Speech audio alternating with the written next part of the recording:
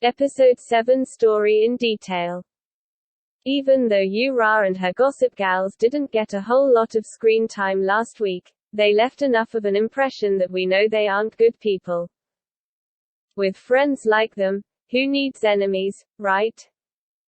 So when Tae-Mew strutted across the hotel lobby and smiled oh so perfectly at Yu-Ra and her sidekicks, I was ready for him to show up and show out. And boy, he does. Over dinner, Tae-Mew is cheesier than mozzarella sticks, and the gossip gals, who are clearly not lactose intolerant, eat up every line. When Tae-Mew professes that his love for Hari is as limitless as his credit card, their approval meters start glowing pink, and the more Tae-Mew lays on the charm, the more the ladies want to live vicariously through Hari's fairy tale relationship.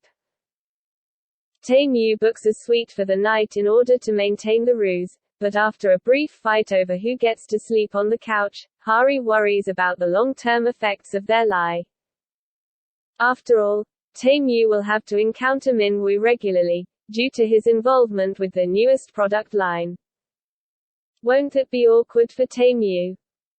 But Tae-Mew wonders if she's more concerned with how their fake relationship will be perceived by Min-woo. Surprised that he figured it out, Hari sheepishly admits that she's over her one-sided crush, and Tae-Mew jokes that he's glad his fake girlfriend doesn't want to date someone else. After a mostly sleepless night, Tae-Mew and Hari greet her friends wearing matching outfits.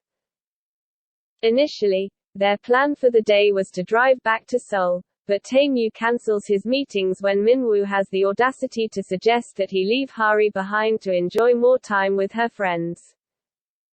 PFFT, as if Tae-Mew would give Min-woo the opportunity to have one-on-one time with Hari. Next we see them. They are all marveling as Grandpa's yacht pulls up to the dock. Take that, Min-woo. And once they're on board, Hari's friends are eager to hear how the couple met and fell in love. Tae-Mew draws upon his real feelings and experiences with Hari to answer all their questions, and while Hari secretly marvels over his acting abilities, Yu-Ra and Min-woo stew in their jealousy. Min-woo eventually corners Tae-Mew for a private confrontation, acting like Hari's protective big brother whose job it is to scare away the evil rich man toying with her heart. But Tae-Mew quickly puts Min-woo in his place. Why can't Tae-Mew's feelings for Hari be genuine? Does Min-woo think so little of Hari, his friend, that he believes the only reason a wealthy and handsome man would want to date her is because of some elaborate joke? Unfortunately, the boys are too busy with their fishing contest to notice that Hari is growing increasingly miserable. Her legs buckle from her seasickness, and Tae-Mew, feeling guilty for his obliviousness, insists on driving Hari back home. It's very apparent, to us, at least, that Tae-Mew's primary love languages are quality time and acts of service. The crazy workaholic repeatedly rearranged his schedule in order to spend time with her and help her save face around her friends. So when Hari continues to apologize for taking up his time and causing him to miss work, Tae-Mew has to spell it out for her. He cancelled his meetings because he likes her. He understands that his feelings probably come as a surprise, so he tells her he will give her time to think and respond to his confession. But instead of winning Hari over with his boyfriend bluff, Hari grows more and more doubtful of their compatibility. As fun as it was, from an outsider's perspective, to watch Tae-Mew flaunt his wealth, his actions only reinforced her fear that he was too good for her, and that they live in separate worlds. It was very telling that the moments she seemed the most relaxed and attracted to him, e.g. when he suggested they wear matching outfits and when he revealed he knew her love of dolphins, were moments when he was being just a man, not a flaunting his chaebol CEO status for her friends. While Hari agonizes over Tae-Mew's confession, photos of their time in Sokcho wind up in Grandpa's hands. He storms the company castle to confront Tae-Mew, who Grandpa assumes is cheating on Jeom-hee. Rather than tell the truth and resolve the misunderstanding quickly, Tae-Moo fibs, claiming he broke up with Ji-hee. Hoo boy. Grandpa is not happy to hear this news.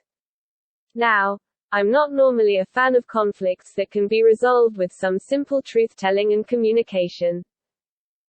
But as long as the drama's misunderstandings keep resulting in laughs, like the scene of Grandpa chasing Tae-Moo around the office so he can cane slap some sense into his grandson, then I guess I'm fine with it. Speaking of misunderstandings, Young Seo slept with Sung-hoon. But there's just one small problem. She was so drunk that she can't remember her passionate night with the hunky chief secretary. And holy hot flashes, beanies. If those blurry split-second scenes are the only memories that remain of her hot and steamy jaunt between Sung-hoon's bedsheets, then I can't say that I blame her for being extremely disappointed in her crappy memory. But in her embarrassment, she bolted from Sung-hoon's apartment and left him feeling rejected and used. Poor guy, he deserves an explanation. Thankfully, business proposal doesn't do us, or our second lead couple, dirty and drag out the misunderstanding for long. A few time-skipped days later, Young Seo has a chance encounter with Sung-hoon in their building's parking garage.